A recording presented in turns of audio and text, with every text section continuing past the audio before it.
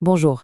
Aujourd'hui, on va décortiquer un sujet particulièrement lourd mais essentiel, le système mis en place par Boko Haram pour recruter des milliers d'enfants et comment leur innocence est devenue une arme de guerre. Pour bien prendre la mesure du drame, commençons par un chiffre. Un seul chiffre qui donne le vertige. Plus de 8000. C'est le nombre estimé d'enfants enrôlés par Boko Haram rien qu'entre 2009 et 2016. Et encore, comme le disent les Nations Unies, c'est sans doute une estimation basse. On parle vraiment d'une crise générationnelle. Cette phrase d'Amnesty International, elle dit tout. Une agression contre les enfants. On n'est pas dans les statistiques là. On est dans un traumatisme de masse qui vise volontairement les plus faibles, les plus vulnérables. Alors, pour comprendre comment on en est arrivé là, on va explorer ce phénomène en 5 temps. D'abord, le recrutement par la force brute. Ensuite, on verra comment la propagande, elle, peut séduire. Après ça, on va aborder un sujet très dérangeant, le paradoxe du plaisir et de l'appartenance au sein du groupe. Et pour finir, on verra le défi immense que représente le retour à une vie normale. Allez, on commence par le plus direct, le plus brutal, les méthodes de recrutement où les enfants n'ont absolument aucun choix. Une des tactiques les plus perverses, c'est ce qu'on appelle l'allocation piégée. Imaginez la scène. Des combattants arrivent et proposent un prêt à un père de famille en difficulté. Une aide qui semble providentielle.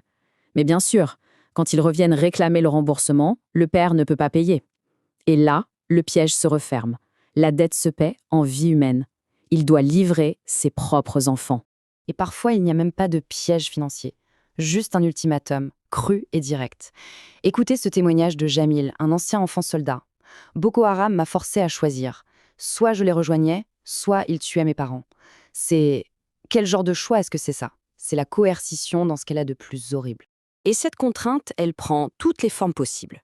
On a tous en tête les enlèvements de masse, comme celui des lycéennes de Chibok qui a ému le monde entier, mais il y a aussi les raids nocturnes, maison par maison, et même la ruse, quand les recruteurs se font passer pour des directeurs d'école coranique pour mieux kidnapper les élèves. Mais attention, tout ne repose pas sur la force. Et c'est là que ça devient encore plus complexe. Il y a aussi le pouvoir d'attraction, plus insidieux, de la propagande. Cette citation, elle est vraiment éclairante. Elle nous dit que ces enfants sont complètement coincés et que, aussi fou que ça puisse paraître, pour certains, rejoindre Boko Haram est une tentative désespérée de se mettre en sécurité.